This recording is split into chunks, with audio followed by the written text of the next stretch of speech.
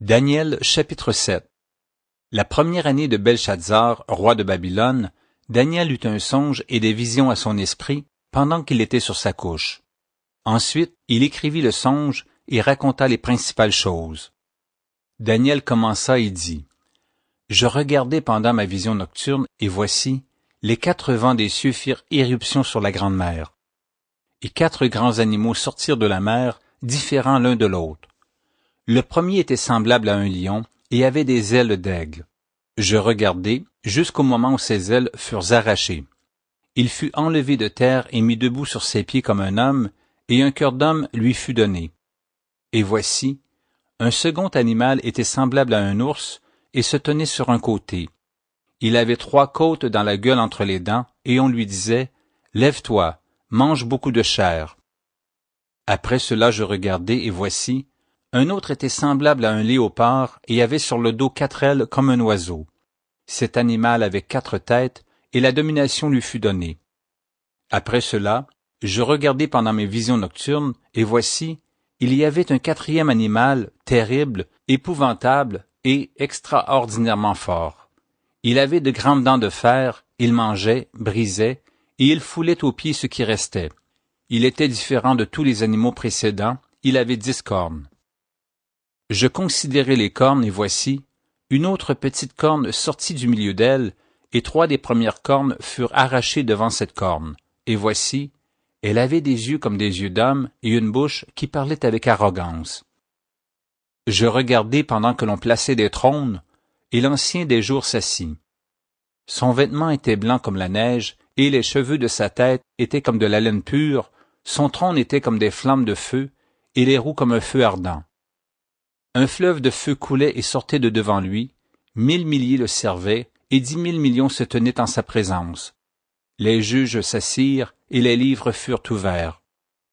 Je regardai alors, à cause des paroles arrogantes que prononçait la corne, et tandis que je regardais, l'animal fut tué, et son corps fut anéanti, livré au feu pour être brûlé. Les autres animaux furent dépouillés de leur puissance, mais une prolongation de vie leur fut accordée jusqu'à un certain temps. Je regardai pendant mes visions nocturnes, et voici, sur les nuées des cieux arriva quelqu'un de semblable à un fils de l'homme. Il s'avança vers l'ancien des jours, et on le fit approcher de lui. On lui donna la domination, la gloire et le règne, et tous les peuples, les nations et les hommes de toute langue le servirent. Sa domination est une domination éternelle qui ne passera point, et son règne ne sera jamais détruit. Moi, Daniel, j'eus l'esprit troublé au-dedans de moi, et les visions de ma tête m'effrayèrent. Je m'approchai de l'un de ceux qui étaient là, et je lui demandai ce qu'il y avait de vrai dans toutes ces choses. Il me le dit, et m'en donna l'explication. Ces 4 grands animaux, ce sont 4 rois qui s'élèveront de la terre. Mais les saints du Très-Haut recevront le royaume, et ils posséderont le royaume éternellement, d'éternité en éternité. Ensuite, je désirai savoir la vérité sur le 4e animal, qui était différent de tous les autres, extrêmement terrible, qui avait des dents de fer et des ongles d'airain, qui mangeait, brisait, et foulait aux pieds ce qu'il restait. Et sur les 10 cornes qu'il avait à la tête, et sur l'autre qui était sortie de devant laquelle 3 étaient tombés, sur cette corne qui avait des yeux, une bouche parlant avec arrogance, et une plus grande apparence que les autres. Je vis cette corne faire la guerre aux saints, et l'emporter sur eux, jusqu'au moment où l'ancien des jours vint donner droit aux saints du Très-Haut, et le temps arriva où les saints furent en possession du royaume. Il me parla ainsi.